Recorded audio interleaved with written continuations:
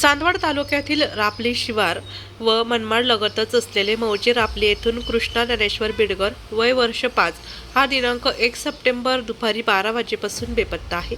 सदर घटनेची दखल घेऊन काल रात्री 6 वाजेपासून पोलीस प्रशासनाने शर्थीचे प्रयत्न केले व रात्री गावातच मनमाडचे DYSP बाजीराव महाजन व चांदवडचे PI कैलास वाघ मुक्काम ठोकून रात्रभर तपास कार्य चालू होते।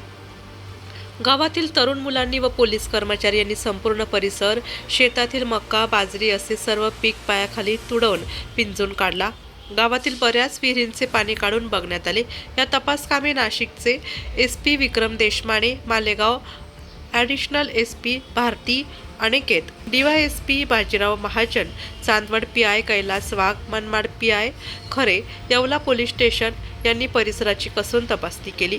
मात्र तपास लागला नाही म्हणून नाशिक ग्रामीण SP देशमाने यांनी घरालगतच्या असलेल्या विहिरीचे पाणी त्वरित उपसून काढून खात्री पूर्ण करा या आदेशावरून विहिरीतील पाणी उपसण्यास सुरुवात केली असता घराशेजारील त्याच्या स्वतःच्याच मालकीच्या विहिरीत त्या 5 वर्षाच्या मुलाचा मृतदेह आढळला।